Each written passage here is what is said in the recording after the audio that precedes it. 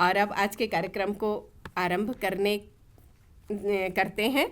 और सभी से एक बार निवेदन है कि कृपया अपने स्थान पर खड़े होकर प्रियम्बल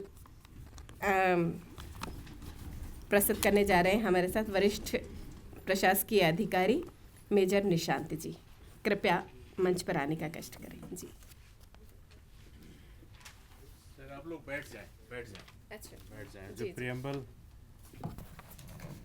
सर आग्रह है कि बैठ जाएं मंच पर। हाँ, डिस्ट्रीब्यूट करा दीजिए पीछे। तो आप सबसे आग्रह है देवियों सज्जनों, आप बैठ जाएं। फिर प्लेज के टाइम मैं थोड़ा सा कि आखिर ये प्लेज हम क्यों ले रहे हैं इसके बारे में मैं जस्ट आपका 2-4 मिनट लूँगा। और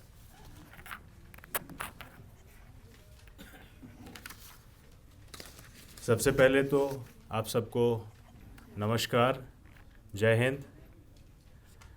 और आप सबको 75th कॉन्स्टिट्यूशनल डे जो आज संविधान दिवस है, आप सबको हार्दिक शुभकामनाएं उसकी। आज हम सब एकत्रित हुए हैं 75th कॉन्स्टिट्यूशनल डे मनाने के लिए और उन दिनों को याद करने के लिए कि किस तरह से हमारे फाउंडिंग कॉन्स्टिट्यूशन के फाउंडिंग फ्रेमर्स ने इस संविधान को फ्रेम किया। और आप समझिए कि ये सामने आपके सामने प्रियम्बल का पेज खुला हुआ है। इससे पहले कि हम लोग प्लेज लें उससे पहले मैं संविधान के बारे में कुछ शब्द में बताना चाहूँगा और इसके एक एक शब्दों के जो प्रियम्बल में इंश्राइंड हैं उसके बारे में आपको थोड़ा सा मैं ब्रीफ इंसाइट देने की कोशिश करूँगा। आप सबको मैं एक बार पीछे थोड़ा सा ले चलता हूँ, जब देश आज़ाद हुआ था और हम अलग अलग मोनार्कीज़ में बटे हुए थे और जो हमारे रूलर्स थे, जो पश्चिमी सभ्यता के लोग, ये सोचते थे कि इंडिया क्रम्बल हो जाएगा, ऐसे ही डिवाइड हो जाएगा। लेकिन उस टाइम हमारे जूरिस्ट और हमारे संविधान के फाउंडिंग मेंबर्स ने, जैसा कि मैडम ने बताया, 2 साल 11 महीने और 18 दिन का टाइम लिया और डिबेट, डेलिब्रेशन, कंसल्टेशन और लगभग मोर देन 35 कंट्रीज़ के संविधानों को पढ़ने के बाद उन्होंने हमारे संविधान की ये रचना की जो इतना डिटेल्ड है। आज आप देखें हमारे नेबरिंग स्टेट्स, चाहे वो पाकिस्तान हो, बांग्लादेश हो, म्यांमार हो, हमारे साथ इंडिपेंडेंस उनको मिली थी, लेकिन आज उनके अंदर इतनी डाइवर्सिटी नहीं है। जस्ट उनके यहाँ रिलीजन है 1-2, हमारे यहाँ इतनी ज़्यादा डाइवर्सिटी है, वो कास्ट क्रीड हो, रीजनलिज्म हो। लेकिन डिस्पाइट ऑल डाइवर्सिटीज़ के बाद भी हम अब आफ्टर 75 साल हमारे संविधान दिवस को हो गए और ऑलमोस्ट 74वां साल हमारा चल रहा है गणतंत्र को, और हम फ्लोरिश कर रहे हैं और सालों साल आगे ऐसे ही फ्लोरिश करते रहेंगे। हमारा संविधान में टोटल, जब संविधान बना था उस टाइम ऑलमोस्ट 22 भाग थे। जैसे आपकी आम किताबों में आप देखते हैं चैप्टर्स होते हैं, वैसे संविधान में टोटल 22 भाग हैं। 398 आर्टिकल्स थे और 8 शेड्यूल्स थे, जो अब अमेंडमेंट लगभग 105 अमेंडमेंट हम पिछले 75 सालों में हमने कर लिए हैं। लास्ट अमेंडमेंट रिजर्वेशन के ऊपर था और लगभग 105 अमेंडमेंट के बाद अभी हमारे पास 488 आर्टिकल्स और 25 भागों में हमारा संविधान बटा हुआ है और 12 शेड्यूल्स हमारे पास हैं। अब बात आती है प्रियम्बल की। प्रियम्बल का मतलब क्या होता है? तो प्रियम्बल, जैसे कि हम एक नॉर्मल किताब को देखते हैं, उसके पहले, हर किताब के पहले एक प्रस्तावना होती है।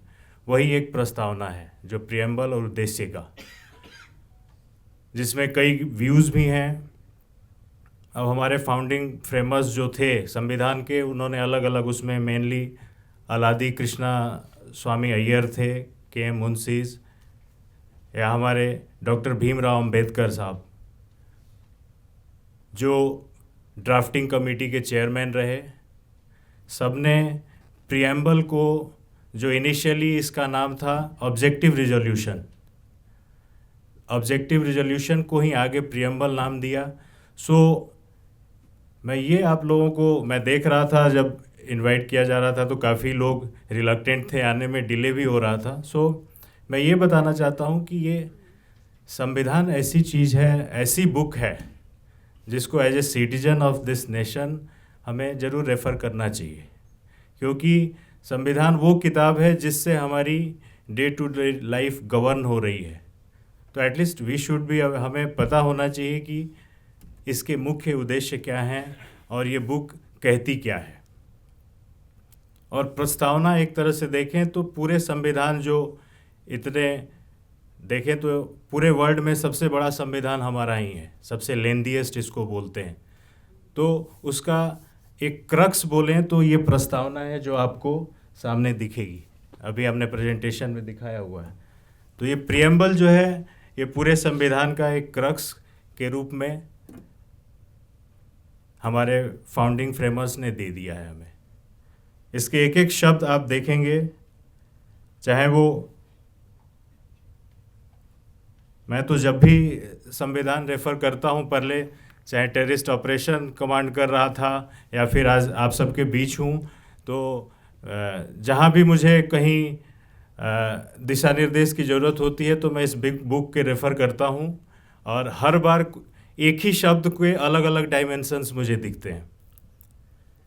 जैसे कि अभी आप उठा लें संपूर्ण प्रभुत्व संपन्न, जिसको सोवरिन बोलते हैं, आप देखेंगे यहाँ पे प्रेजेंटेशन में आप देख सकते हैं। सो ये सोवरिन का मतलब क्या है? सोवरिन मीन्स एक्सटर्नली और इंटरनली हम कोई भी अपने देश से रिलेटेड डिसीजन लेने के लिए स्वतंत्र हैं। अब अगर देखें, मैं चाइना बॉर्डर पे रहा हूँ, अब चाइना हमारे पे अटैक कर रहा है तो यूनाइटेड स्टेट वहाँ बैठ के हमें डिक्टेट नहीं करेगा, ये है सोवरिन। और हमारी पूरी फॉरेन पॉलिसी सिर्फ एक यही शब्द पे टिकी हुई है। सो ये जितने शब्द आपको आगे दिख रहे हैं, मैं आगे हम प्लेस लेंगे इसका, वो एक एक शब्द की इतनी बड़ी मीनिंग है, इतने बड़े डायमेंशंस हैं कि आप जब इसके डेप्थ में जाएंगे तो आपको बहुत आनंद आएगा। यहाँ जैसे हम भारत के लोग मीन्स हमारी जो संविधान है वो पावर, जो सोर्स, उसको पावर कहाँ से मिल रहा है? हम भारत के लोग, द पीपल ऑफ इंडिया से मिल रहा है। कोई बाहरी आके हमें डिक्टेट नहीं कर सकता। सो तो जो मेन सोर्स है वो पीपल ऑफ इंडिया, हम भारत के लोग। भारत को एक संपूर्ण प्रभुत्व संपन्न समाजवादी, सोशलिस्ट जिसको इंग्लिश में कहते हैं। अब सोशलिस्ट से कई लोग ये सोचते हैं कि सोशलिस्ट और कम्युनिस्ट को एक साथ जोड़ देते हैं। ये सोशलिस्ट का मतलब वो नहीं है। सोशलिस्ट मतलब वेलफेयर स्टेट से यहाँ बात है, जो गांधीयन फिलॉसफी। अब सिंस मैं थोड़ा पॉलिटिकल साइंस का स्टूडेंट हूँ तो मैं ब्रीफ कर पा रहा हूँ। सो बाकी डिटेल में हमारे मुख्य वक्ता आए हैं जो आपको और बताएंगे इसके बारे में। पंथ निरपेक्ष आप देखें तो पंथ निरपेक्ष, जिसको सेक्युलर, आजकल बड़ी टॉक्सिक वर्ड है, हर जगह सेक्युलर चीज़ें चल रही हैं। सो पंथ निरपेक्ष में आप देखेंगे इसके अगर डायमेंशन ग्लोबली देखें तो मेनली 3 टाइप के स्टेट्स होते हैं जिनकी परिकल्पना की गई है। एक सेक्युलर स्टेट, एक एथिस्ट स्टेट और एक थियोक्रेटिक स्टेट। थियोक्रेटिक स्टेट वो हो गए जो कि जैसे जिन्होंने धर्म को जो मानते हैं, ठीक है, जैसे कि हमारे बगल में पाकिस्तान है, बांग्लादेश है, ये थियोक्रेटिक स्टेट कहलाते हैं। सेक्युलर स्टेट हमारा इंडिया सेक्युलर स्टेट है, और कुछ कंट्री एथिस्ट हैं जो कोई धर्म नहीं मानते। सेक्युलर का मतलब ये नहीं है कि स्टेट का कोई धर्म नहीं होगा। यहाँ पे सेक्युलर पंथ निरपेक्ष का ये मतलब है कि सर्वधर्म समभाव की बात की गई है। मतलब स्टेट की नज़र में सारे धर्म बराबर होंगे। लोकतंत्र आप लोग तो जानते ही हैं, और गणराज्य आप सब समझते हैं उस चीज़ को। सो एक एक शब्द इसके अलग अलग डायमेंशंस आपको देते हैं गवर्नेंस के। So as a renowned university और एजुकेशनल इंस्टीट्यूट हम आज यहाँ एकत्रित हुए हैं कि ये जो क्रक्स है संविधान का प्रियम्बल, इसको अपने जीवन में इसके उद्देश्यों को हम इम्बाइब कर सकें। सो अब आप सब लोगों से आग्रह है कि अपने स्थान पे खड़े हो जाएं और हम लोग इसको दोहराएंगे। जो प्रियम्बल है, मैं आगे बोलता हूँ। हम भारत के लोग भारत को एक संपूर्ण प्रभुत्व संपन्न समाजवादी पंथ निरपेक्ष लोकतंत्रात्मक गणराज्य बनाने के लिए तथा उसके समस्त नागरिकों को सामाजिक, आर्थिक और राजनीतिक न्याय, विचार अभिव्यक्ति, विश्वास, धर्म और उपासना की स्वतंत्रता, प्रतिष्ठा और अवसर की समानता प्राप्त कराने के लिए तथा उन सब में व्यक्ति की गरिमा और राष्ट्र की एकता और अखंडता सुनिश्चित करने के लिए, बंधुता बढ़ाने के लिए दृढ़ संकल्प होकर अपनी इस संविधान सभा में आज तारीख 26 नवंबर 1949 को एतद्द्वारा इस संविधान को अंगीकृत, अधिनियमित और आत्म अर्पित करते हैं। मतलब यहाँ के पीपल, हमने अपने आप को ही ये संविधान दिया, आत्म अर्पित किया है। धन्यवाद आप सबका।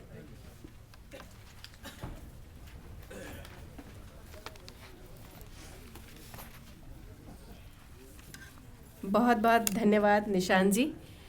वाकई आज के इस प्रेम्बल का इतना विस्तृत अर्थ और उसकी इतनी सुंदर व्याख्या के लिए हम आभारी हैं आपके। और कार्यक्रम को आगे बढ़ाते हुए बताना चाहेंगे कि आज के हमारे पहले मुख्य अतिथि और वक्ता श्री सुधीर दुबे जी मध्य प्रदेश उच्च न्यायालय के वरिष्ठ अधिवक्ता हैं। आपके और अधिक विस्तृत परिचय हेतु हम आमंत्रित करते हैं प्रोफेसर रवि कुमार गुप्ता जी को।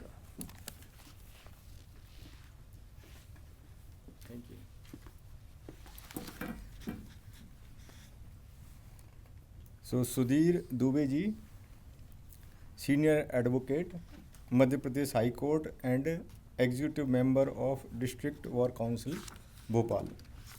So Dubey ji वरिष्ठ अधिवक्ता, MP उच्च न्यायालय एंड कार्यकारिणी सदस्य जिला अभिभाषक संघ Bhopal. So education wise is BSc, LLB, MBA and PG diploma in computer application. So कार्य क्षेत्र major is sir is advocate, वकालत करते हैं जिला एवं सत्र district and session high court Bhopal में 2014 से हैं और MP हाई कोर्ट जबलपुर में 2022 से कार्यरत हैं. सो सर 10 साल से एक्टिव वकालत कर रहे हैं. इनकी रुचि पुस्तकें पढ़ना, कविताएं लिखना और नए प्रतियोगिता में शामिल होना है. सो सर विधिक सहायता भोपाल पैनल अधिवक्ता वर्ष 1922 से हैं कार्यरत और सर की विशेषताएं वकालत में विशेषता हैं क्रिमिनल, साइबर सिक्योरिटी और cyber crime and family matters etc. So now thank you. बहुत बहुत धन्यवाद सर। और अब इतने वरिष्ठ उनको विधिक और अधिवक्ता का अनुभव है, उनके अनुभव और हम लोगों के लिए कुछ प्रेरणादायी शब्दों के लिए मैं सादर आमंत्रित करती हूँ हमारे आज के मुख्य अतिथि एवं वक्ता श्री सुधीर दुबे जी को। करतल ध्वनि से हम आपका पुनः स्वागत करते हैं। जी sir. Professor Tripathi sir, professor Gupta sir और निशांत सर और हमारे विधिक सेवा अधिकारी सिंह सर का स्वागत है और सभी उपस्थित देवी सज्जनों को नमस्कार करता हूँ। आज चूँकि संविधान दिवस है तो हम संविधान की बात करेंगे। संविधान कैसे बना, वो परिस्थिति काल निर्माण क्या था, थोड़ा समझते हैं कि पहले अंग्रेज राज कर रहे थे हमारे ऊपर, उसके पहले मुग़ल कर रहे थे। फिर जब हम स्वतंत्रता की ओर अग्रसर थे तो 26 नवंबर 1939 को हमारा संविधान अंगीकृत किया गया और लागू जो हुआ है 26 जनवरी 1950 को। जब लागू हुआ था उस समय 22 भाग 395 अनुच्छेद और 8 अनुसूचियाँ थी। संविधान है क्या? किसी देश का संविधान उसकी राजनीतिक व्यवस्था का जो बुनियादी ढांचा होता है वो निर्धारित करता है, जिसके अंतर्गत जनता उस पर शासित होती है। हमारे यहाँ राज्य की जो विधायिका है, कार्यपालिका और न्यायपालिका जैसे प्रमुख अंगों की स्थापना भी हमारा संविधान करता है और इसमें जो विधियाँ निर्मित होती हैं उसी से राज्य का शासन चलता है। संवैधानिक विधि तो कहीं निश्चित परिभाषित तो नहीं है। सामान्यतः संविधान के उपबंधों में समाविष्ट देश की मूलभूत विधि की घोतक होती है। थोड़ा सा अगर हम संवैधानिक इतिहास की बात करते हैं तो ईस्ट इंडिया कंपनी की जो स्थापना 31 दिसंबर 1600 के लगभग लंदन में हुई थी, उस तारीख को ईस्ट इंडिया कंपनी ने महारानी एलिजाबेथ से शाही चार्टर प्राप्त किया था। उसके बाद 1773 में जब रेगुलेटिंग एक्ट में भारत कंपनी शासन के लिए पहली बार एक लिखित संविधान प्रस्तुत किया गया था। भारत में अंग्रेजी राज के दौरान संविधान निर्माण के प्रथम धुंधले संकेत हमें 1833 के चार्टर्ड एक्ट में मिलते हैं। 1946 के समय मार्च में कैबिनेट के सदस्य भारत आए थे, जिसे कैबिनेट मिशन कहा गया, जिसके अध्यक्ष पैथिक लॉरेंस, 2 सदस्य स्टेफोर्ड क्रिस और अलेक्जेंडर थे। संविधान सभा की संकल्पना भारत में सदैव राष्ट्रीय आंदोलन के विकास के साथ जुड़ी रही है। संविधान सभा में हमारे अलग अलग वर्ग के सदस्यों ने प्रतिनिधित्व किया था। लगभग 389 सदस्य थे। उसमें प्रारूप समिति के अध्यक्ष डॉक्टर BR अम्बेडकर थे। संविधान सभा के संवैधानिक सलाहकार प्रोफेसर BN राव थे। प्रारूप समिति ने ही संविधान सभा का प्रारूप तैयार किया था। 9 दिसंबर 1946 को संविधान सभा की प्रथम बैठक हुई थी, जिसके अस्थायी अध्यक्ष सच्चिदानंद सिन्हा जी थे और 11 दिसंबर 1946 को राजेंद्र प्रसाद जी अध्यक्ष बने। उन्हीं की अध्यक्षता में संविधान निर्माण की प्रक्रिया आरंभ हुई। संविधान सभा ने उद्देशिका का प्रस्ताव पारित किया, नेहरू जी के द्वारा किया था। संविधान हमारा 26 नवंबर 1949 को बनकर तैयार हो गया था और लगभग इस पर 273 सदस्यों ने हस्ताक्षर किए थे। लागू 26 जनवरी 1950 को हुआ था। इसके निर्माण में कुल समय लगभग 2 वर्ष 11 माह और 18 दिन का समय लगा था। संविधान निर्माण के लिए कई समितियां बनी थी, जैसे प्रारूप समिति, डॉक्टर BR अम्बेडकर अध्यक्ष थे, झंडा समिति में आचार्य कृपलानी जी, संघीय समिति में जवाहरलाल नेहरू जी और मौलिक अधिकार समिति में सरदार पटेल जी थे। संविधान बनाने के लिए समस्या क्या थी कि चूँकि देश आज़ाद हो रहा था और कैसे बने, तो बहुत सारे देशों के संविधान पढ़े गए। उसमें से जो अच्छे पार्ट थे वो ले लिए गए हमारे संविधान में, और हमारा संविधान विश्व का लिखित सबसे बड़ा संविधान है, जिसमें USA से हमने मूल अधिकार लिए हैं, जुडिशियल रिव्यू लिया है, राष्ट्रपति पर महाभियोग और उपराष्ट्रपति के संबंध में लिया है। ब्रिटेन से हमने संसदीय शासन व्यवस्था, विधि का शासन, कैबिनेट शासन व्यवस्था ली है। आयरलैंड से राज्य के नीति निर्देशक तत्व संविधान लिया और आपात उपबंध। रूस से मौलिक कर्तव्य लिए हैं और ऑस्ट्रेलिया से संविधान की उद्देशिका भी निशांत सर ने पढ़ के ही बता दी है। प्रस्तावना भी कहते हैं इसको, उद्देशिका को प्रस्तावना भी कहते हैं, जिसके संबंध में सुप्रीम कोर्ट ने कई जजमेंट दिए हैं। कई बार विवाद उत्पन्न हुआ कि प्रस्तावना संविधान का भाग है या नहीं है।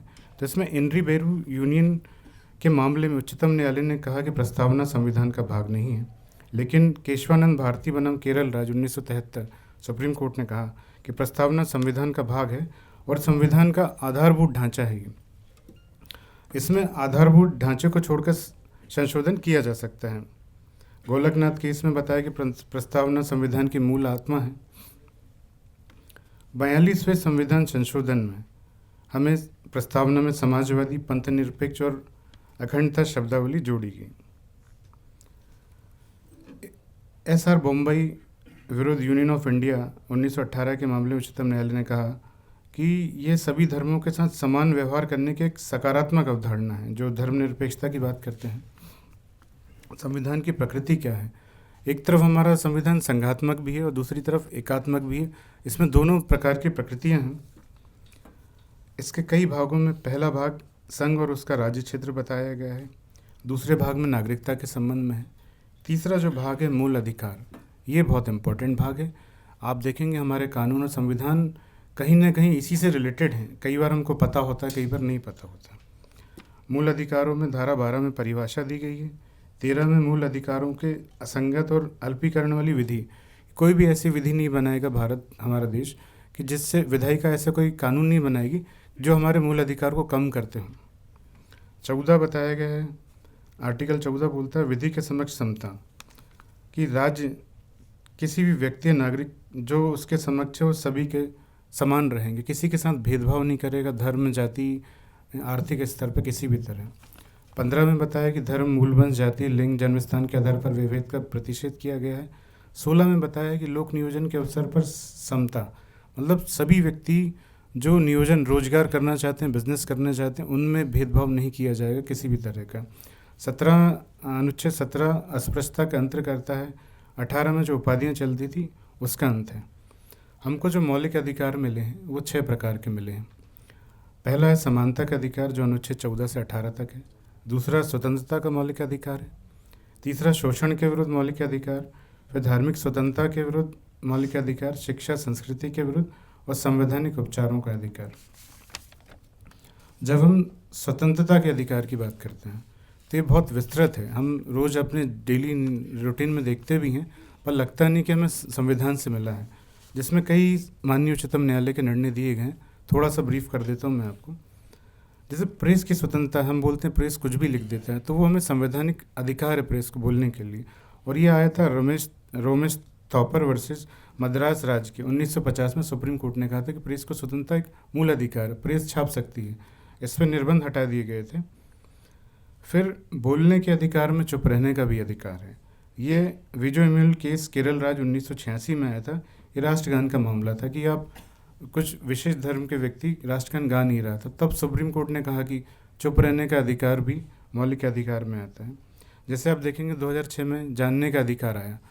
राइट टू इन्फॉर्मेशन एक्ट की हम बहुत सुनते हैं कि पहले की जानकारी नहीं दी जाती थी। आज कोई भी व्यक्ति आरटीआई के माध्यम से किसी भी डिपार्टमेंट में जानकारी ले सकता है। तो हमको एसपी गुप्ता बनाम यूनियन ऑफ इंडिया 1982 में सुप्रीम कोर्ट ने जजमेंट दिया था। उसके परिपालन में 2006 में जो राइट टू इन्फॉर्मेशन एक्ट हुआ कि आपको जानने का अधिकार है। सिर्फ जो देश की गोपनीय सूचनाएं हैं, सेना से संबंधित हैं या परमाणु नीतियाँ, उनको छोड़कर आप जानने की पूरी आपको जानकारी मिली जाएगी। फिर आता है शांतिपूर्ण धरना प्रदर्शन। हम रोज़ देखते हैं, आए दिन लोग प्रदर्शन करते हैं, धरना करते हैं, तो ये भी मौलिक अधिकार है कि विभिन्न राजनीतिक पार्टियां धरना, वो भी शांतिपूर्ण धरना प्रदर्शन कर सकते हैं। ये कामेश्वर सिंह विरुद्ध स्टेट ऑफ बिहार में माननीय उच्चतम न्यायालय ने 1972 में कहा था। जैसे कमर्शियल एड हम देखते हैं टीवी में, रोड्स पे, ये सब देखते हैं, तो कमर्शियल एड भी एक मौलिक अधिकार है जो कंपनियां ऐड दे सकती हैं। फिर आप देखेंगे कि तिरंगा फहराना भी मौलिक अधिकार है, चूँकि भी जो यंग जनरेशन है वो देखती है कि हम घर पे तिरंगा फहला रहे थे, पहले अनुमति नहीं थी। तो ये यूनियन ऑफ इंडिया विरुद्ध नवीन जिंदल साहब के केस में जजमेंट आया था 2004 में। उसके बाद झंडा फहराने की हमें अनुमति मिली गई है। और हमें राष्ट्रध्वज फहराते समय कई जो नियम हैं, शाम को उतार के शालीनता से रखना, वो सब पालन करना होता है। फिर बंद करने का आह्वान जो आता है कि हड़ताल करना, बंद करना, ये असंवैधानिक है, ये मूल अधिकार नहीं है। और इसी का विरोध भी करता है उच्चतम न्यायालय, और माननीय न्यायालय भी विरोध करता है।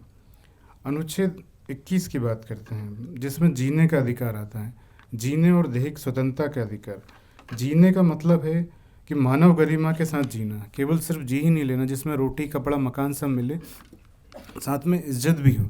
ये हमको मेनका गांधी बनाम यूनियन ऑफ इंडिया के केस में मिला था, जिसमें बताया है कि गरिमा की कोई लिमिट नहीं होती। क्या लिमिट तक आपकी गरिमा रहेगी, उसमें बताया कि कोई लिमिट नहीं है।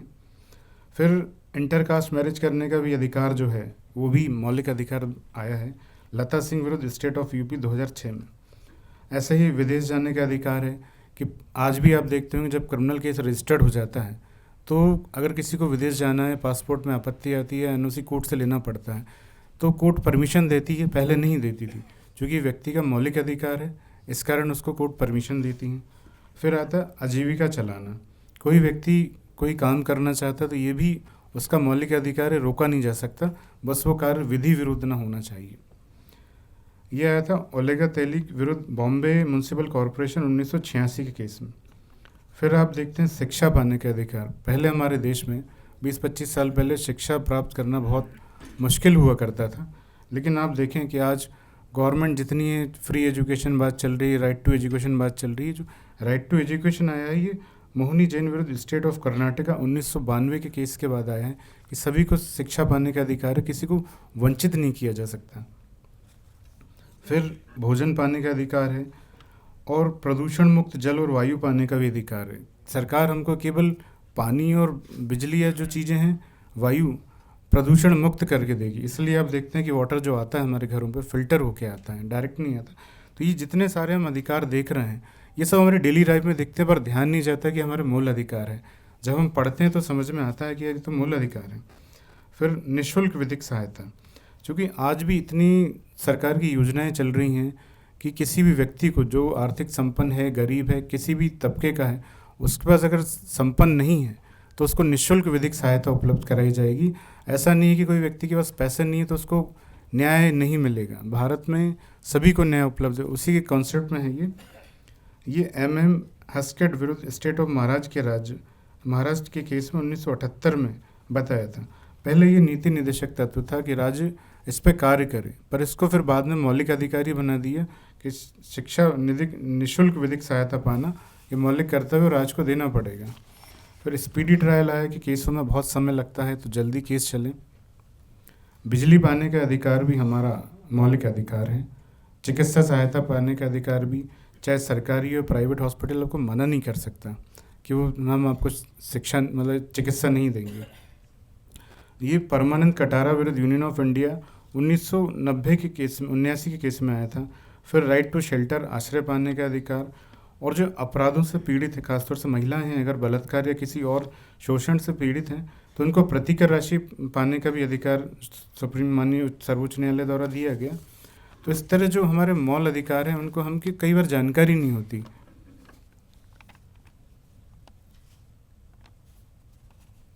फिर सबसे ज़्यादा अनुच्छेद 32 आता है, संवैधानिक उपचारों का अधिकार।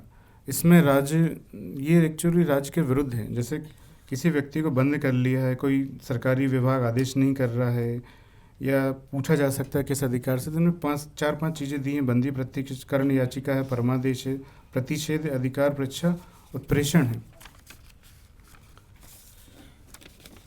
फिर भाग 4 की अगर हम बात करेंगे तो राज्य के नीति निर्देशक तत्व बताए गए हैं कि राज्य जो विधानसभाएं हैं या जो राज्य सरकारें हैं वो किस तरह से कानून बनाएंगी या नागरिकों के लिए किस तरह के दिशा निर्देशक क्रियाएं विधियां बनाएंगी ताकि उनको फ़ायदा हो।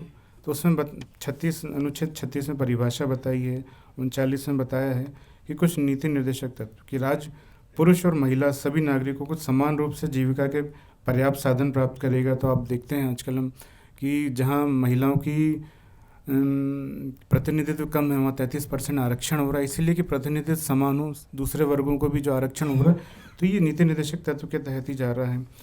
समुदाय में भौतिक संसाधनों का स्वामित्व और नियंत्रण, और जो राज्य देता है तो सभी को बराबर तरीके से बांटता है। इस तरह नहीं करता कि किसी को ज़्यादा दे दिया, कम दे दिया, किसी को मना कर दिया। राज्य भेदभाव नहीं करेगा। आर्थिक व्यवस्थाएं भी इसी तरह चल रही हैं कि जो साधन हैं या जो खदानें निकलती हैं, जो माल निकलता है, वो सबको बराबर डिस्ट्रीब्यूट करेगा। फिर पुरुषों और स्त्रियों के लिए दोनों को समान कार्य के लिए समान वेतन। चूँकि आज हम इस 21 सेंचुरी में हैं, इसलिए हमको अंतर नहीं लगता कि समान कार्य के लिए समान वेतन मिलता है, पहले नहीं था। तो उसी को नीति निदेशक तत्व के तहत ही आज देखेंगे महिलाएं हर क्षेत्र में, किसी भी क्षेत्र में कंधे से कंधा मिला के काम कर रही हैं और वेतन भी अच्छा प्राप्त कर रही हैं। फिर बालकों के स्वतंत्र और गरिमा वातावरण में स्वास्थ्य का विकास है। 39A सामान्य और निःशुल्क विधिक सहायता, इसी के तहत विधिक सहायता ये जो 42वें संविधान संशोधन में जोड़ा गया था संविधान में, इसी के तहत कि सभी को सामान्य और निःशुल्क विधिक सहायता मिलेगी। ऐसा नहीं है कि आप पैसे वाले तो ही आपको न्याय मिलेगा, जो गरीब हैं, आर्थिक पिछड़े तबके के लोग हैं, जिन्हें जानकारी नहीं, उनको भी न्याय मिलेगा। और सरकार इस दिशा में विभिन्न योजनाएं चला रही हैं, कई नुक्कड़ कार्यक्रम होते हैं, सेमिनार होते हैं, बीच बीच में अवेयर करती है लोगों को। फिर ग्राम पंचायतों का गठन आ गया है, कुछ दशाओं में काम, शिक्षा, लोक सहायता पाने का अधिकार है।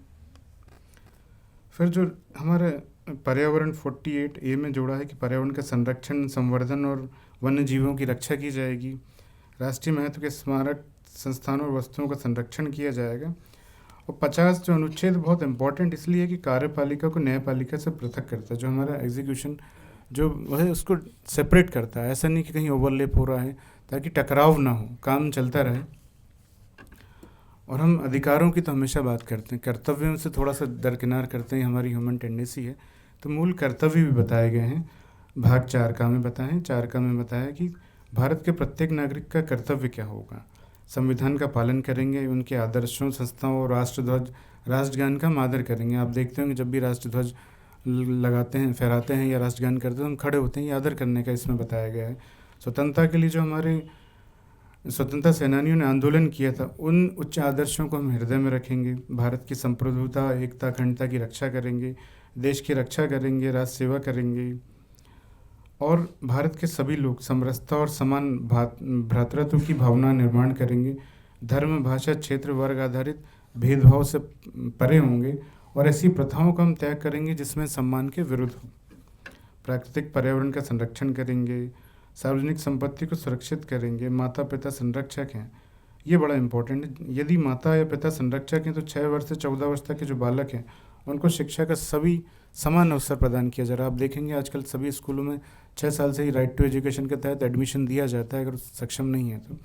इस तरह मूल कर्तव्य में हम आ जाते हैं। फिर भाग 5 में बताया गया है कि कार्यपालिका, राष्ट्रपति, उपराष्ट्रपति, ये सारी चीज़ें बताई कि भारत का एक राष्ट्रपति होगा, निर्वाचन प्रणाली क्या है, ये सारी चीज़ें भाग 5 में बताए गए हैं। उपराष्ट्रपति, उनकी शक्तियाँ, क्षमा करने की शक्तियाँ बताई गई। संसद का जो गठन है वो भी पूरा संविधान में बताया गया। तो जो हम जिन शासन विधियों से चल रहे हैं वो हमारे सब संविधान में हमको दी गई हैं और उसी के तहत हम चल रहे हैं। ऐसा नहीं है कि विधि में नहीं लिखा, परंपरागत चल रहे हैं।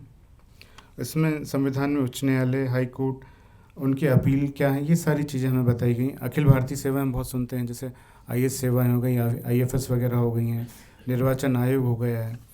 और सबसे इम्पॉर्टेंट है 352 आपातकाल की घोषणा कब कर सकते हैं। जब युद्ध या बाह्य आक्रमण या सशस्त्र विद्रोह होता है तो उसके आधार पर हम आपातकाल लगता है।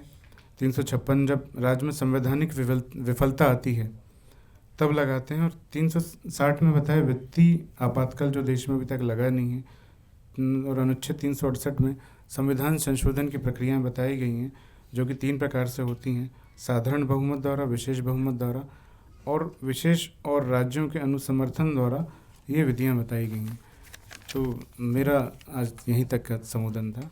धन्यवाद, आपने इतने शांतिपूर्वक तरीके से सुना।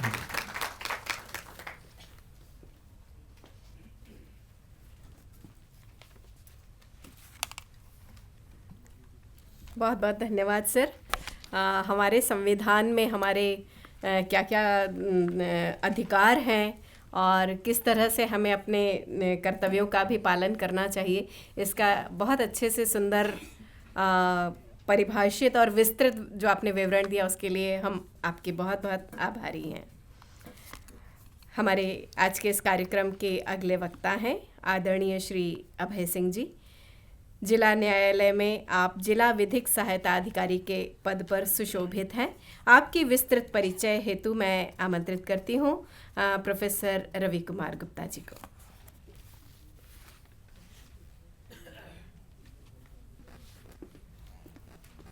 Thank you. So Shri Abhay Singh ji वर्ष 2014 में मध्य प्रदेश उच्च न्यायालय जबलपुर द्वारा आयोजित भर्ती परीक्षा में जिला विधिक सहायता अधिकारी के रूप में प्रथम प्रयास के चयन में उन्होंने चयन हुआ प्रथम प्रयास में, और तब से ये विभिन्न राज्यों विभिन्न जिलों में कार्य संपादित किया है। नेशनल लॉ इंस्टीट्यूट यूनिवर्सिटी से इन्होंने BA LLB की उपाधि प्राप्त की है। वर्तमान में जिला विधिक सेवा प्राधिकरण भोपाल में जिला विधिक सहायता अधिकारी के रूप में 2022 से पदस्थ हैं। इनको स्काउट में राष्ट्रपति अवार्ड से सम्मान भी मिल चुका है। तो थैंक यू सो मच।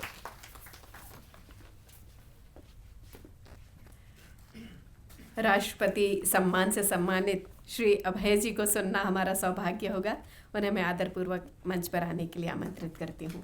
जोरदार तालियों से उनका स्वागत।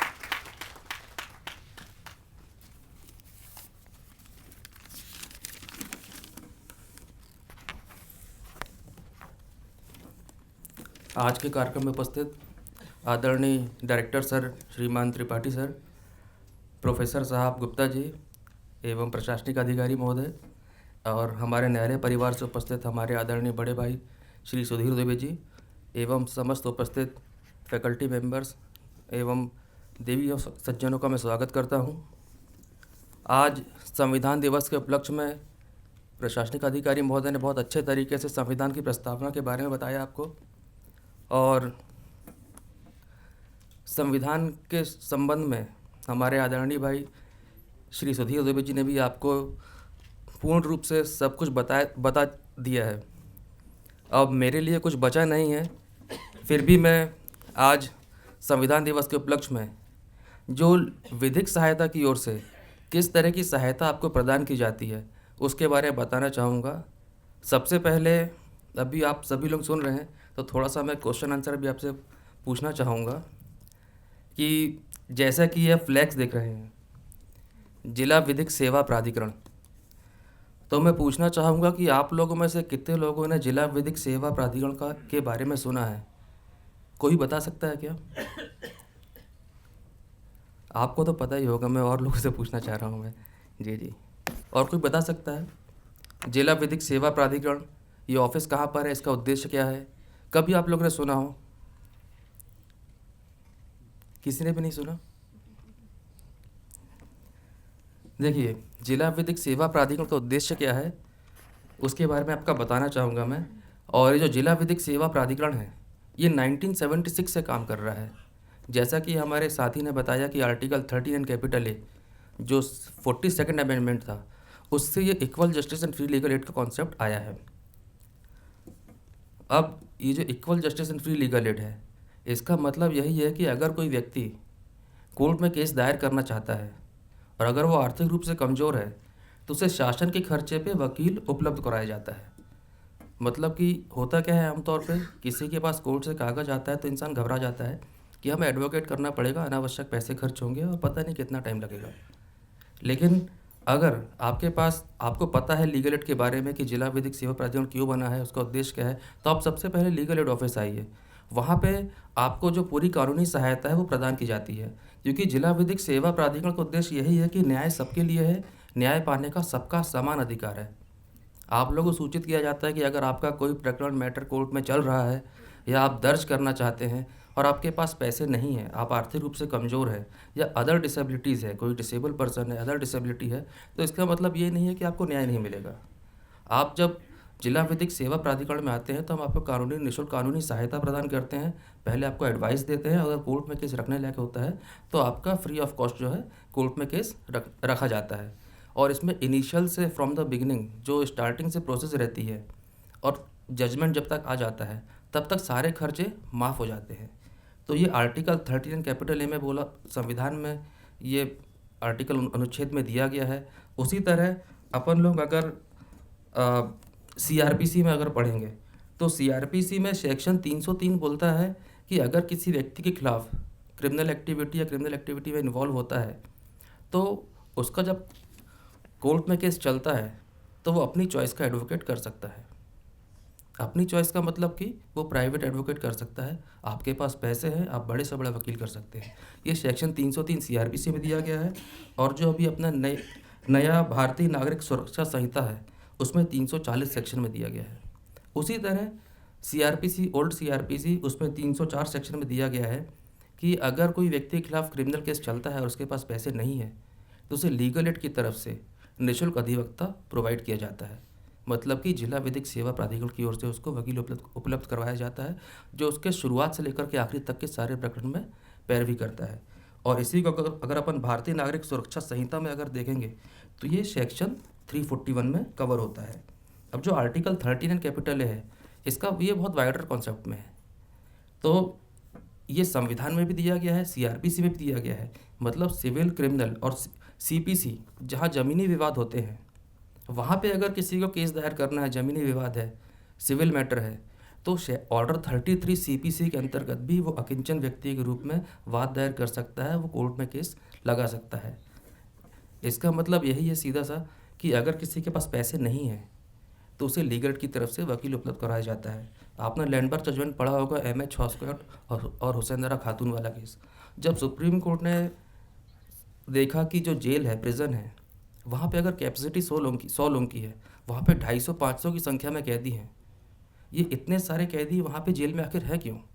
जब ये देखा गया तो ये पाया गया कि इसमें से बहुत से लोग ऐसे लोग थे जिनके पास पैसा नहीं था। पैसे नहीं थे, उनकी ट्रायल स्टार्ट नहीं हो पाई। अगर ट्रायल स्टार्ट नहीं हो पाई तो वो अंडर ट्रायल के तौर पे जेल में बंद थे। अगर कोई व्यक्ति चोरी करता है तो चोरी की सज़ा 3 साल है। अगर उसके पास वकील होता तो वो भला वो दोष सिद्ध होता, कन्विक्टेड होता, तो भी 3 साल में छूट जाता।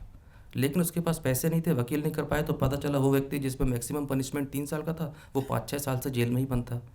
तो लीगल एड का ऑब्जेक्ट यही है कि अगर आप गलत भी हैं तो आपको जो मैक्सिमम पनिशमेंट है या जो भी जजमेंट है वो मैक्सिमम पनिशमेंट जो है आपको मिले और आप वहाँ से जेल से छूट जाए। ऐसा ना हो कि आपके पास पैसे नहीं है तो आप जेल में बंद हो। इसीलिए यूटीआरसी कमेटी है 436 से है, उसमें भी प्रावधान दिया गया है कि अगर कोई व्यक्ति अपनी अधिकतम सज़ा का आधा भाग जेल में भुगत लेता है और उसका कोर्ट का डिसीजन नहीं होता है तो उसे जमानत में छोड़ना पड़ता है। और अभी जो नए प्रावधान आए हैं उसमें भी लिखा गया है कि अगर कोई फर्स्ट टाइम ऑफेंडर है और उसका ट्रायल कंक्लूड नहीं हुआ है और उसने अपनी 1/3 सज़ा भुगत चुका है तो भी उसको जमानत में छोड़ा जाएगा, उसे अनावश्यक जेल में नहीं रखा जाएगा। तो ये लीगल एड का ऑब्जेक्ट है कि कोई भी व्यक्ति है उसके अधिकारों का हनन ना हो, वायलेशन ना हो। और अपने क्रिमिनल जस्टिस सिस्टम में भी यही कहा गया है कि अगर कोई व्यक्ति है तो उसे सम्मान से जीने का अधिकार है, अनावश्यक वो सज़ा अवधि में ना रहे, जेल में बंद ना रहे। और जैसे आज संविधान में सब कुछ बताया गया है तो मैं आपको एक जो कानून क्या है, व्हाट इज़ लॉ, उसकी डेफिनेशन देना चाहता हूँ कि law is the instrument which stop the evil effect of society. कानून एक ऐसा यंत्र है जो समाज में व्याप्त बुराइयों को रोकता है और जो अपराध करता है उसे सज़ा देता है। कानून ना सिर्फ हमें सुरक्षा प्रदान देता है बल्कि शक्ति भी प्रदान करता है।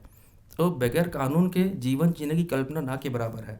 और जैसे गज़ट, कोई भी नए नियम कानून बनते हैं तो उसका गज़ट नोटिफिकेशन होता है। तो गज़ट नोटिफिकेशन का मतलब यही है कि अगर कोई नियम कानून बने हैं और वो गज़ट नोटिफिकेशन हो जाता है तो ये मान लिया जाता है कि उस नियम कानून की जानकारी सबको हो गई है। कोई ये नहीं कह सकता है कि ये नियम कानून कब बन गए, हमें तो पता ही नहीं है। क्योंकि हमने तो आज तक नहीं देखा कि पुलिस वाले किसी को गिरफ्तार करने आए हो और उसने पुलिस वाले का हाथ झटक के बोला होगा हमें ये नियम कानून नहीं पता, हमने कोई अपराध नहीं किया। जैसे एक्सीडेंट के केसेस रहते हैं 279, 304A के, जो अब नए प्रावधान में 279 को 281 बोला जाता है और 304A को 106 बोला जाता है। अगर एक्सीडेंट हो जाता है तो आप ये नहीं बोल सकते कि हमें पता नहीं था कि इसमें सज़ा का प्रावधान है, क्योंकि एक्सीडेंट होता है तो कोर्ट में 2 केस चलते हैं। एक तो सज़ा का प्रावधान है 279 में जिसमें 6 महीने तक सज़ा का प्रावधान है, और 304A जिसमें कॉजिंग डेथ बाय नेग्लिजेंस होता है। उसमें पहले 2 साल था पुराने नियम में, लेकिन अभी 5 साल तक की सज़ा का प्रावधान है। और उसमें अगर आपने टक्कर मार के उसको भाग गए, हिट एंड रन का केस है, तो 10 साल तक की सज़ा भी हो सकती है। तो अज्ञानता का अपन लाभ नहीं ले सकते हैं। Law is nothing just but A common sense. अपने को पता रहता है कि अपन जो काम कर रहे हैं वो गलत है, तो अगर वो गलत है तो कहीं ना कहीं अपराध की श्रेणी में आता है, क्योंकि अपन जब भी कोई गलत काम करते हैं तो सामने वाले को कहीं ना कहीं फिजिकल, मेंटल या इमोशनल इंजरी होती है। तो इंजरी होती है तो वो अपराध की श्रेणी में आता है और कहीं ना कहीं उसमें दंड देने का प्रावधान है। अब जैसे मैंने लीगल एड के बारे में आपको बताया कि जिला विधिक सेवा प्राधिकरण है, तो इसकी हायरार्की और संरचना क्या है और ये विधिक सहायता कहाँ कहाँ मिल सकती है, ये आपको बताना चाहूँगा। जैसे कि भारतवर्ष में जहाँ जहाँ ज़िले हैं वहाँ पे जिला विधिक सेवा प्राधिकरण है, और जहाँ तहसील है वहाँ पे तहसील विधिक सेवा समिति है। जैसे मैं आपको भोपाल का एग्जांपल दूँ तो भोपाल ज़िले में जिला विधिक सेवा प्राधिकरण है, और तहसील बैरसिया वहाँ पे हमारे जज साहब पदस्थ हैं, तो वहाँ तहसील विधिक सेवा समिति है। उसी तरह हाई कोर्ट में high court legal service committee है, और सुप्रीम कोर्ट में supreme court legal service committee है। मतलब कि जहाँ जहाँ जज साहब बैठते हैं, जहाँ जहाँ ट्रिब्यूनल है, जहाँ पे रिटायर्ड जज साहब बैठते हैं, वहाँ सभी जगह आपको निःशुल्क कानूनी सहायता प्रदान की जाती है। और जो हेड ऑफिस है जैसे स्टेट लेवल का होता है तो वो स्टेट लीगल सर्विस अथॉरिटी जो जबलपुर में है, उसी तरह पूरे देश का हेड ऑफिस राष्ट्रीय विधिक सेवा प्राधिकरण नेशनल लीगल सर्विस अथॉरिटी है, क्योंकि ये नाम में ही जुड़ा हुआ है लीगल सर्विस, विधिक सेवा। विधिक सेवा का मतलब ये नहीं कि सिर्फ आप हमारे पास आएंगे तो हम आपको वकील अपॉइंट कर देंगे और वो आपके केस की पैरवी करेगा।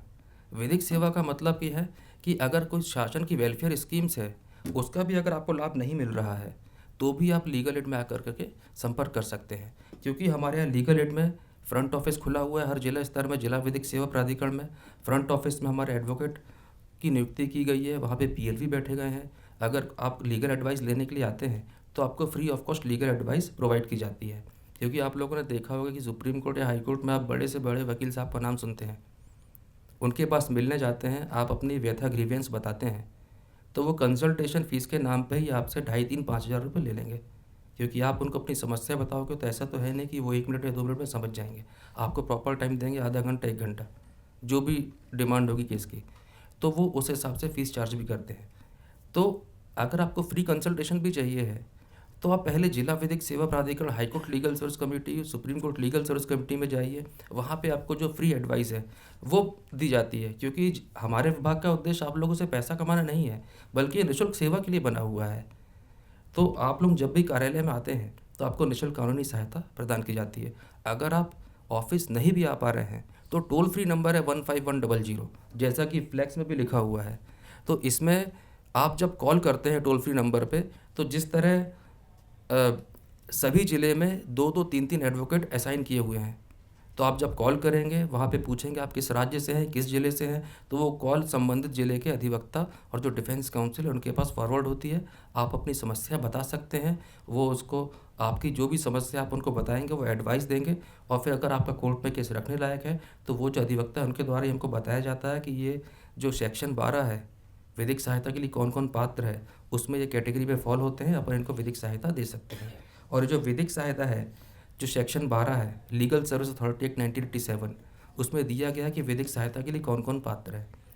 इसमें कोई सामान्य वर्ग का व्यक्ति जिसकी आमदनी 2 लाख रुपए से कम है वो विधिक सहायता के लिए पात्र है। कोई SC/ST का व्यक्ति है, महिला है, बच्चे हैं, डिसेबल पर्सन है, कोई जेल में बंद हो जाता है, किसी का केस अगर किशोर न्याय बोर्ड में चलता है, JJB में चल रहा है, वो लोग विधिक सहायता के पात्र है। कोई औद्योगिक कर्मकार है, इंडस्ट्रियल वर्कमैन है, जेल में बंद है, तो उन सबको वो सब विधिक सहायता के पात्र हैं। और ये महिला और SC/ST और डिसेबल पर्सन एक स्पेशल क्राइटेरिया है, तो वहाँ पे आपकी जो एनुअल इनकम है वो उसकी कोई सीलिंग नहीं है।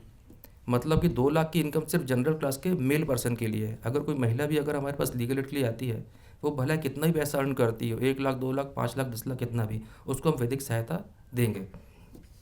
तो ये सेक्शन 12 में बताया गया है। और जो विधिक सहायता है ये सिविल, क्रिमिनल, रेवेन्यू 3 मैटर में आपको विधिक सहायता प्रदान की जाती है। मतलब कि दीवानी, फौजदारी, राजस्व सभी प्रकरण में विधिक सहायता प्रोवाइड की जाती है।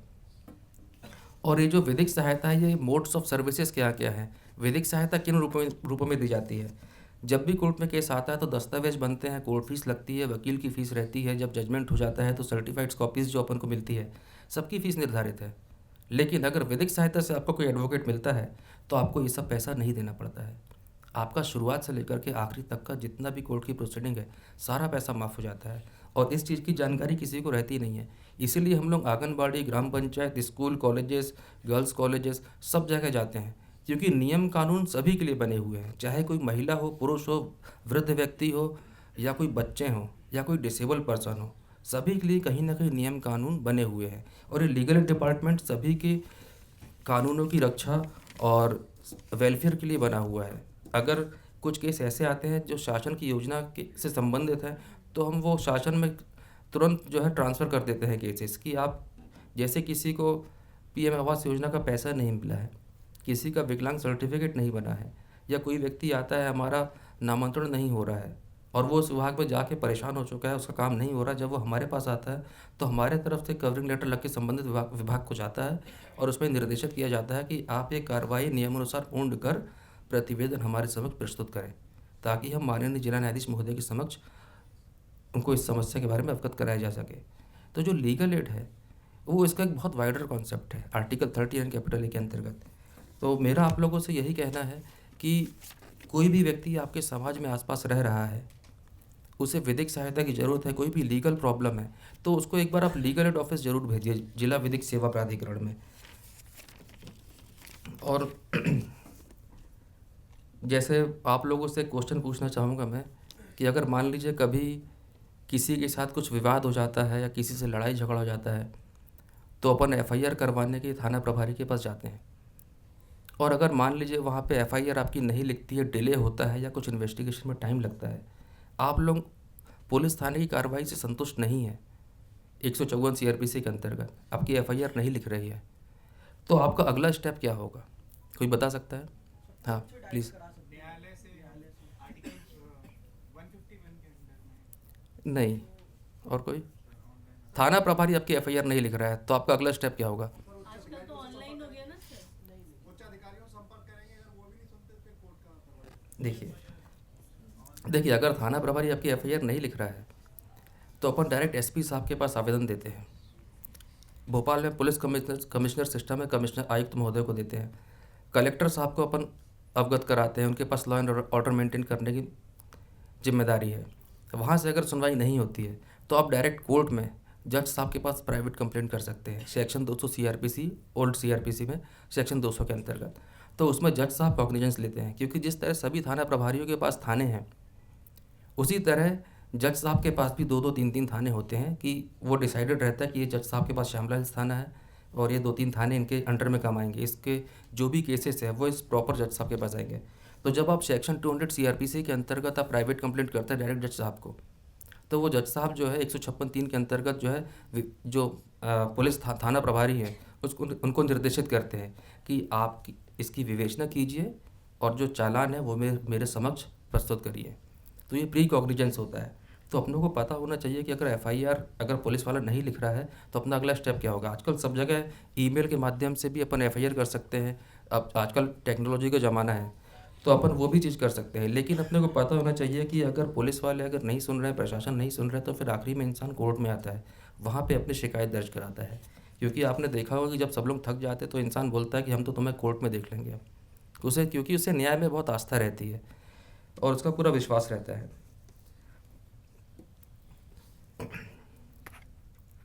अब लीगल एड के बारे में तो मैंने बहुत कुछ चीज़ें बता चुका हूँ मैं आपको।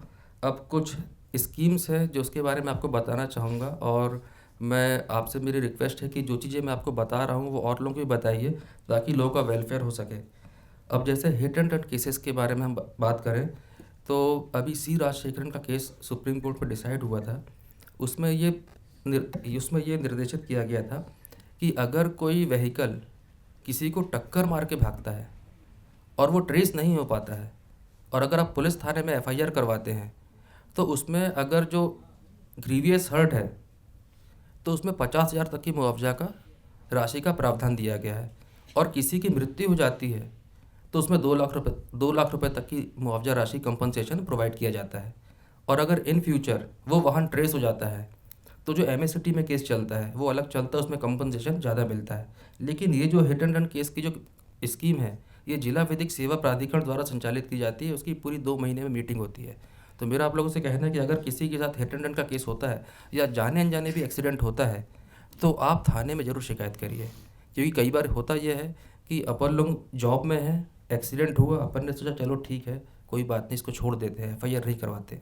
लेकिन जिसकी गलती है वो जाके थाने में शिकायत कर देता है। तो उसके द्वारा जब शिकायत होती है तो अपने पास अपने ऊपर दो केस चलते हैं, 279 का और 304A का। 279 मतलब कि जिसमें सजा का प्रावधान है, और कंपनसेशन का वो अलग लगाता है। बोलता है कि मेरा पैर फ्रैक्चर हो गया, मेरे को डिसेबिलिटी हो गई, ठीक है, अब मैं पहले जैसे काम नहीं कर पा रहा हूँ, मेरे को जब एक्सीडेंट हुआ था तो मैं 2 महीने डॉक्टर के यहाँ एडमिट था, मैं हॉस्पिटल में, इतना खर्चा हो गया। तो वो क्लेम ही कम से कम 50 लाख का बनाता है। और अगर सामने वाले की डेथ हो गई तो आप कैलकुलेट नहीं कर सकते कंपनसेशन कितना देना पड़ेगा, क्योंकि उसमें फिर सामने वाला जो व्यक्ति जिसकी डेथ हुई है उसकी पूरा इनकम क्राइटेरिया देखा जाता है, कितना कमाता था कितना नहीं कमाता था। तो अगर आप व्हीकल चलाते हैं तो आपके पास लाइसेंस होना चाहिए, और जो इंश्योरेंस है हर साल रिन्यू होना चाहिए।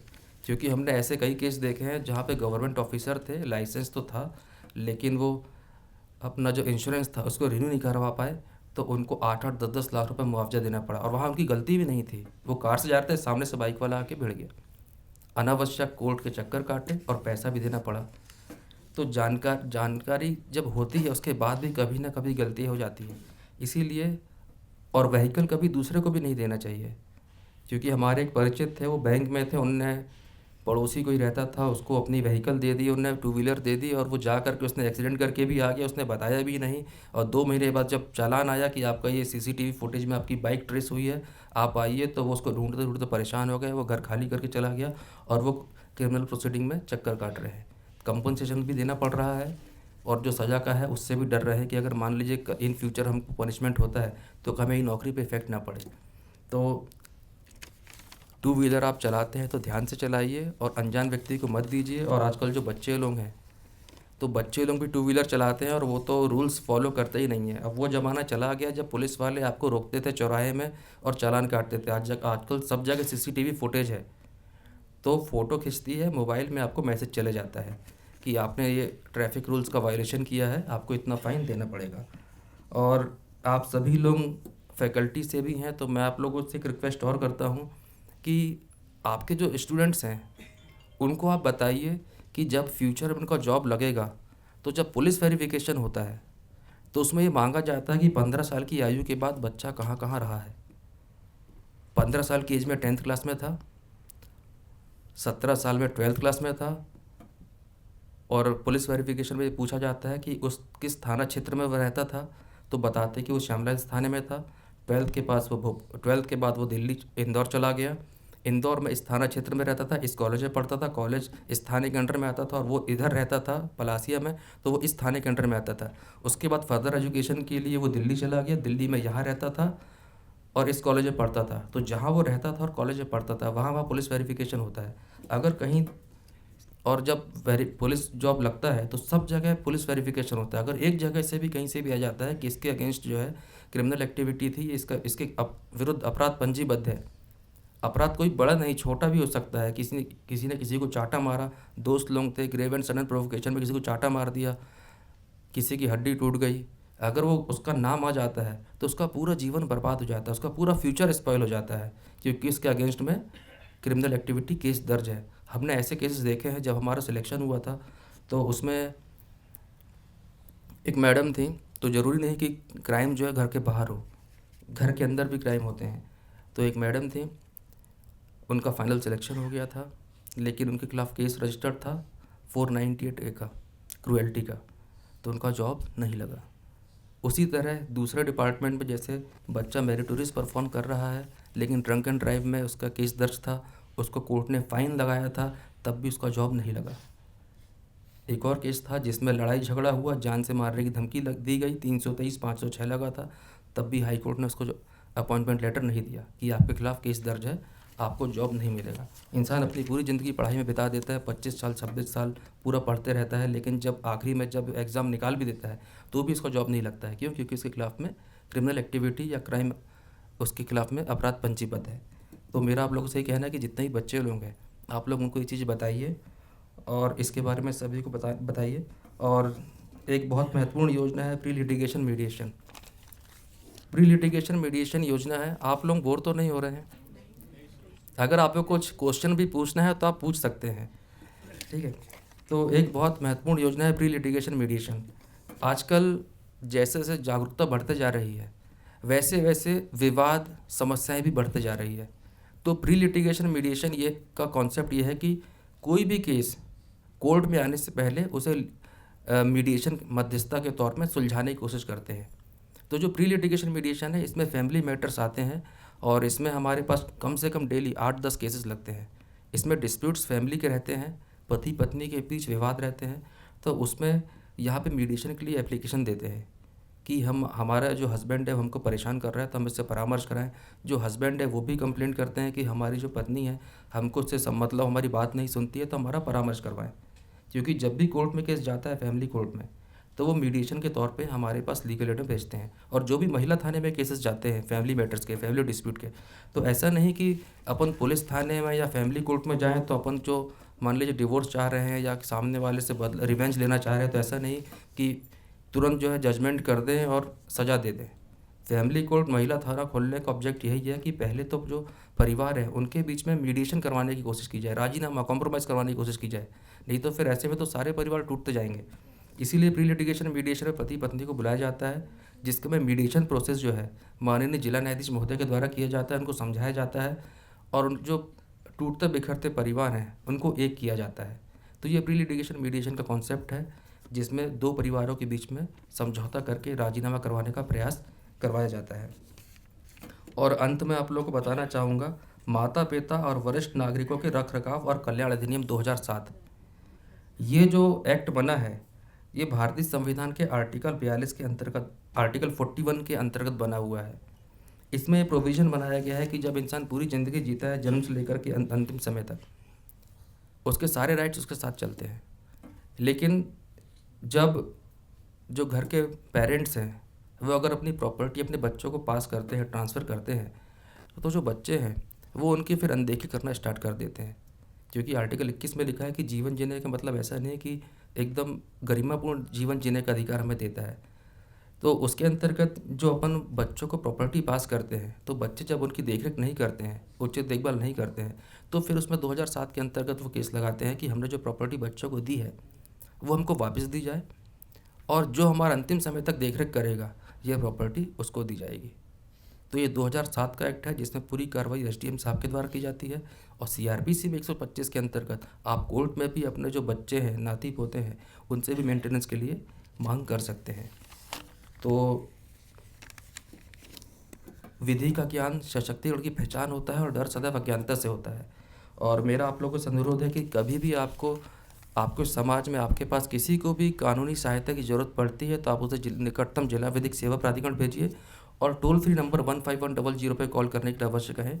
यही जिला विधिक सेवा प्राधिकरण का उद्देश्य है कि कोई भी व्यक्ति गरीब असहाय हो, वो न्याय पाने से वंचित ना रहे। आप लोग ने मुझे धैर्यपूर्वक सुना, इसके लिए आपका आभारी रहूँगा। जय हिंद, जय भारत।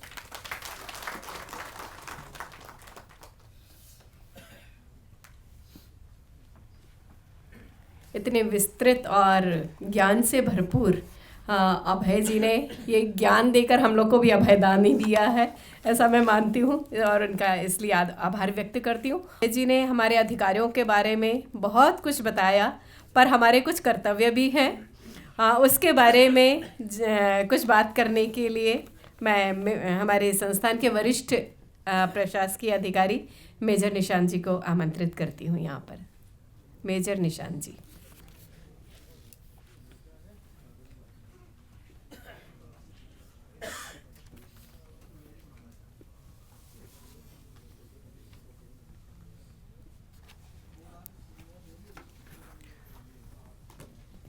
अगेन मैं आप सबके समक्ष उपस्थित हूँ। जैसा कि हमारे दोनों मुख्य वक्ताओं ने बड़ी बारीकी से और बड़े शानदार तरीके से, एक ने श्री सुधीर दुबे जी ने संविधान में वर्णित चीज़ों के बारे में हमें बताया और श्री अभय जी ने जो उस संविधान से ही के कॉन्सोनेंस में ही कानून बनता है और वो लीगल एड के बारे में क्या क्या विधिक प्रावधान है राज्य के तरफ से, स्टेट के तरफ से हमें दिए जा रहे हैं, वो विस्तृत रूप से हमें हमको इनलाइटन किया उसके लिए। सो आप दोनों का बहुत बहुत धन्यवाद, आभार।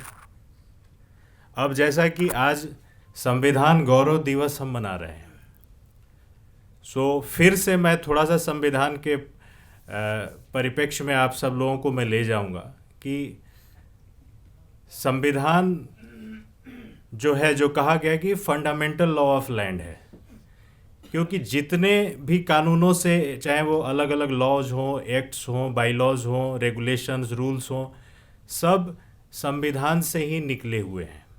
इसीलिए संविधान को फंडामेंटल लॉ कहा गया है और आज हम उसी संविधान का गौरव दिवस मना रहे हैं। सो इसी के एक दो पक्षों के बारे में हम बात करेंगे और उसके बाद लास्ट में जो हमारा संविधान कुछ ड्यूटीज़ के बारे में बताता है, उसकी बात मैं 2 मिनट में करूँगा। जब गौरव की बात आती है संविधान की, तो हमेशा जब भी मैं पढ़ता हूँ संविधान को तो रियली ये गौरव की अनुभूति होती है कि कितना शानदार हमारा संविधान बना है, जो पूर्णतः एक, क्योंकि यूपीएससी की तैयारी करने के दौरान हम लोगों को एक सिलेबस में होता है कि comparative studies of globally renowned जो भी अदर कंट्रीज़ के कॉन्स्टिट्यूशन है उनको भी पढ़ना होता है। हमने जो यूनाइटेड स्टेट का भी संविधान देखा, यूनाइटेड किंगडम जो ब्रिटेन है उसका भी देखा, ऑस्ट्रेलिया, अलग अलग यूएसएसआर, सारी कंट्रीज़ के हम लोगों ने देखे। बट लास्ट में जब हम अपने संविधान की बात करते हैं तो अपना संविधान एक जो संतुलन प्रदान करता है, जो श्रीमद् भगवत गीता का मूल है संतुलन। हमने पिछले दिन भी एक शब्द के बारे में हम लोगों ने चर्चा की थी, वो संतुलन से ही था, और स्थित प्रज्ञ की जो हमने बात करी थी, तो उसी का वही रूप मुझे संविधान में भी दिखता है। क्योंकि यूनाइटेड स्टेट का आप संविधान उठा के देखिए, जो कि अपने को डेमोक्रेसी के पुरोधा कहते हैं, उनका कॉन्स्टिट्यूशन 1788 में बन के तैयार था, ऑलमोस्ट 230 साल हो गए हैं उनके। हमारा संविधान अभी 75 साल का हुआ है, और आप देखेंगे उनका संविधान रिजिड है। अगर वहाँ पे अगर संविधान में संशोधन कोई करना हो तो बहुत मुश्किल है, लेकिन हमारा संविधान balance of rigid and flexible दोनों है। ये मैं इसलिए कह रहा हूँ कि अभी आप सब लोगों ने देखा है कि रिसेंटली यूनाइटेड स्टेट में अभी प्रेसिडेंशियल इलेक्शन के कंक्लूड हुए हैं और ट्रम्प साहब वहाँ प्रेसिडेंट बने हैं।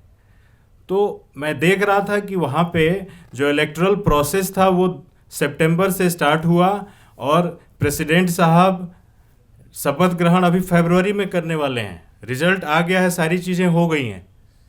फिर जब मैंने इसके डेप्थ में एनालिसिस किया तो इसका कॉज ये है कि प्राचीन काल में मैंने देखा कि इतना टाइमलाइन क्यों रखा है, 6 मंथ उन्होंने डिवोट किया है एक प्रेसिडेंशियल इलेक्शन के लिए।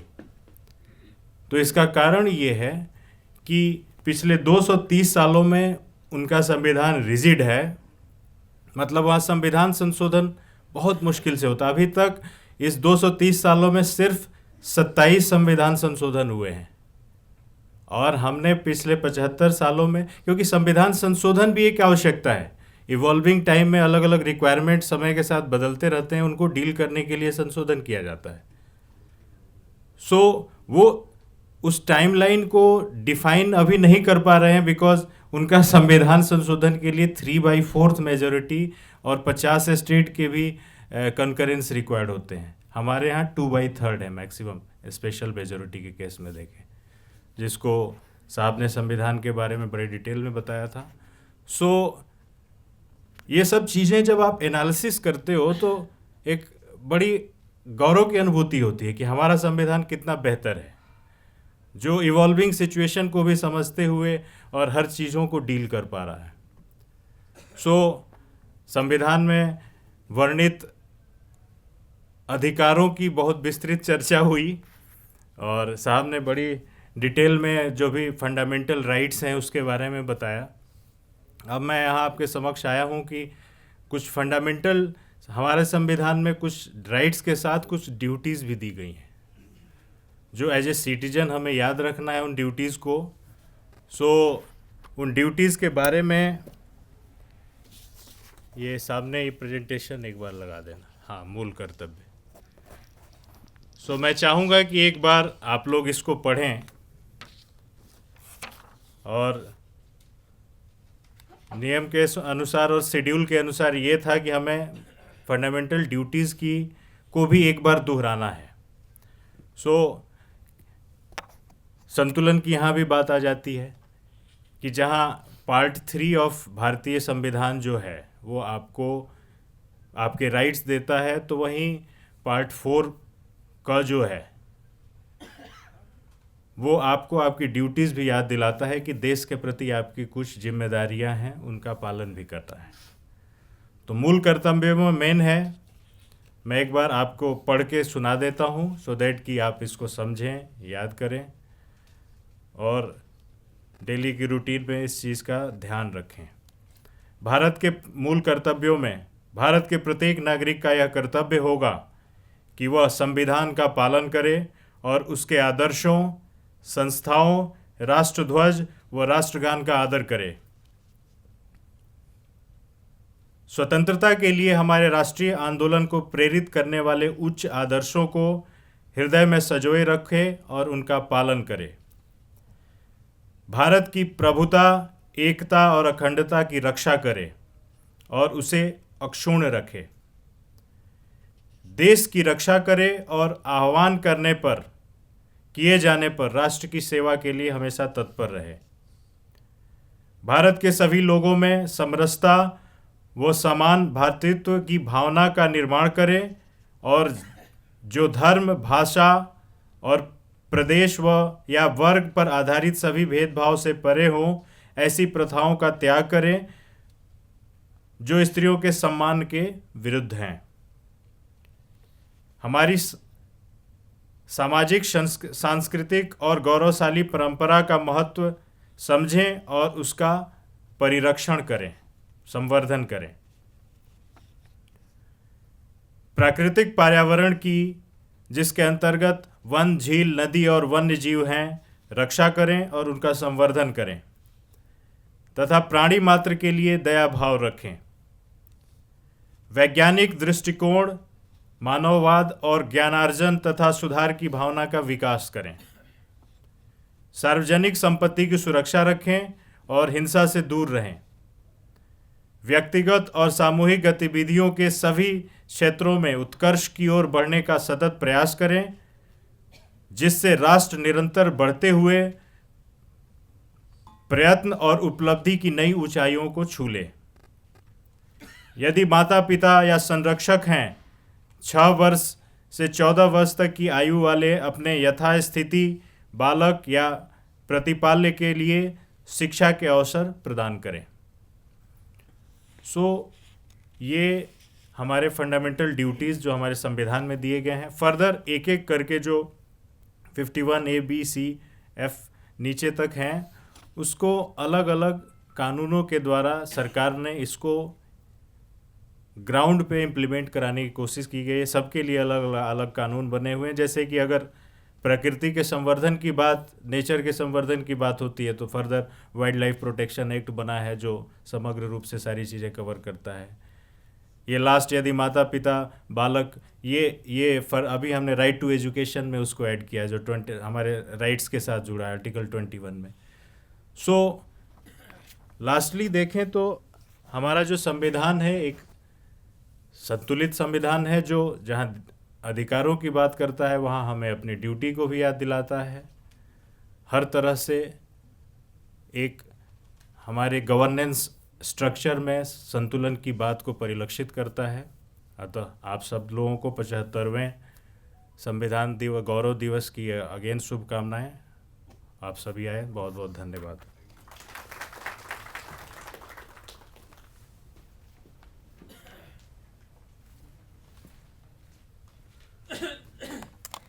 बहुत बहुत धन्यवाद निशांत सर।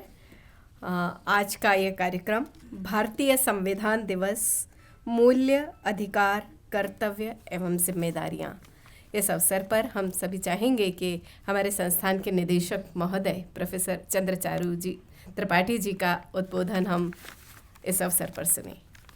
प्रोफेसर त्रिपाठी जी।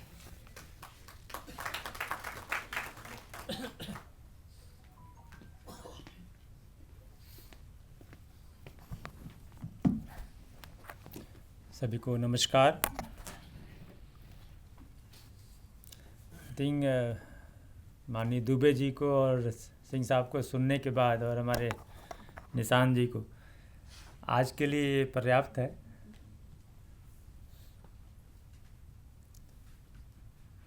मैं यही कहना चाहूँगा कि जानकार बने और सम्मान से रहें।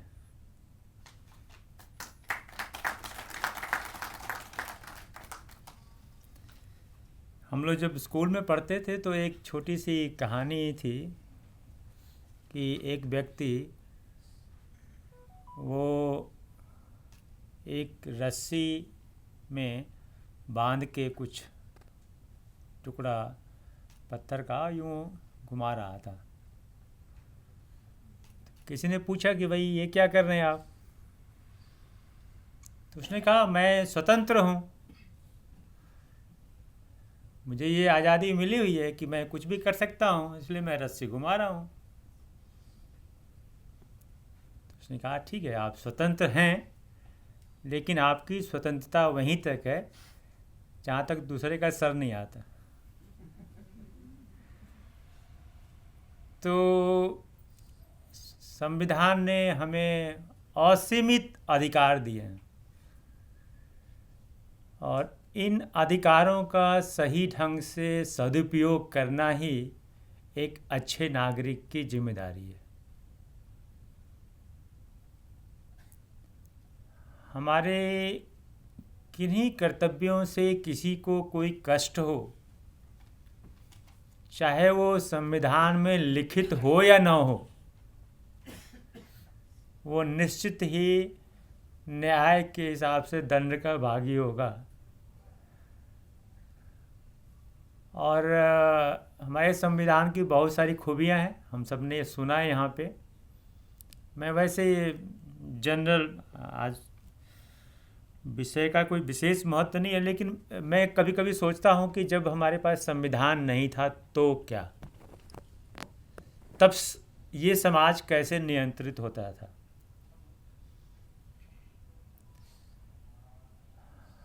आज संविधान हम सबके पास है जो हम सबकी सुरक्षा की गारंटी देता है, और तब भी हम सभी के व्यक्तियों के अंदर एक, हम कहते हैं, एक आत्मा है जिसको हम पुण्यात्मा कहते हैं, और एक ऐसी आत्मा या विचार है जो दुष्ट आत्मा कह सकते हैं। वो दोनों होती है, हर व्यक्ति के अंदर होती है। और सौभाग्य से हर व्यक्ति को उसका बोध भी होता है कि हम जो काम कर रहे हैं वो उचित है या अनुचित है। पर कई बार हमारे जो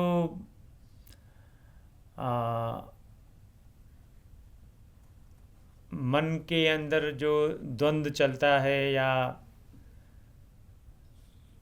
जो एक दुर्विचार हैं, वो हावी हो जाता है अच्छे विचारों पे, सुविचारों पे।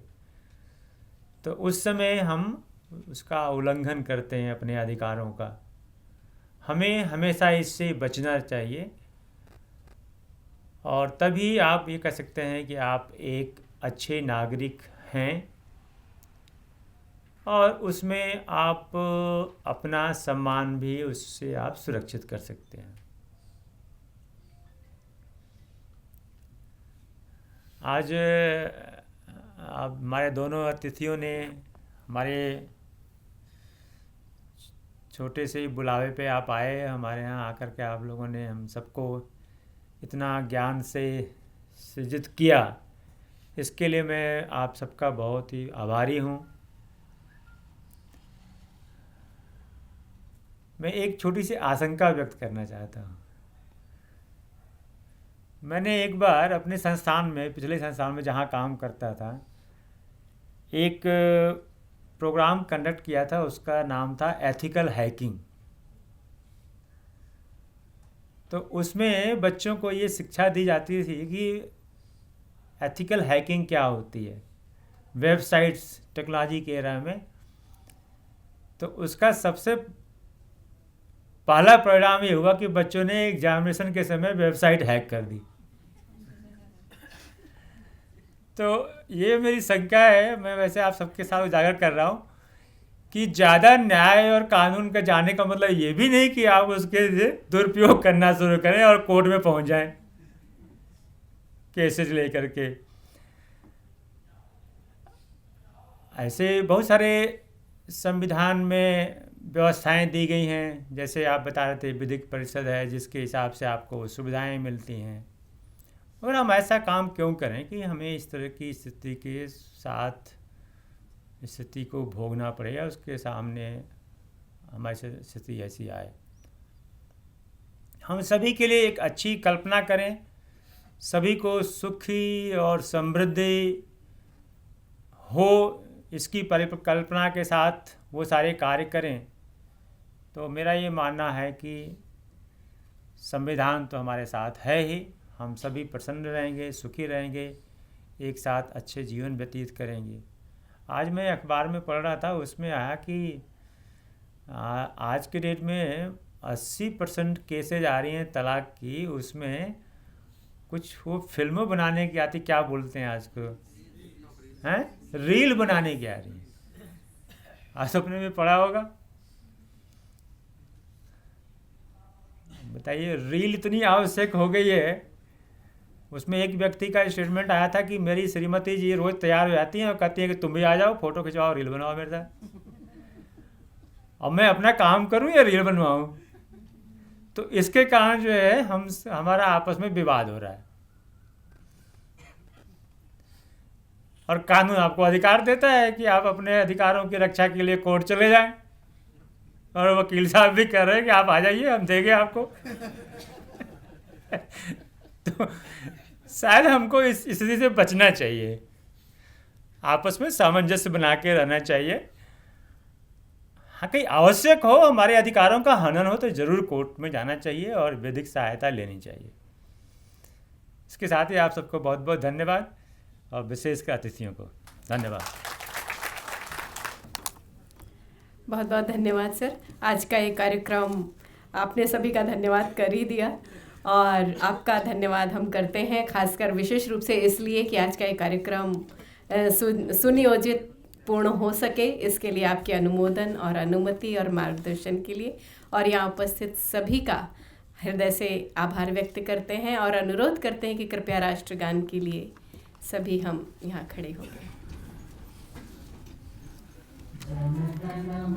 अधिनायक जय हे भारत भाग्य विधाता, पंजाब सिंध गुजरात मराठा द्राविड़ उत्कल बंगा, विंध्य हिमाचल यमुना गंगा उच्चल जलधि तरंगा, तब शुभ नामे जागे, तब शुभ आशीष मांगे, गाए तब जय गाथा।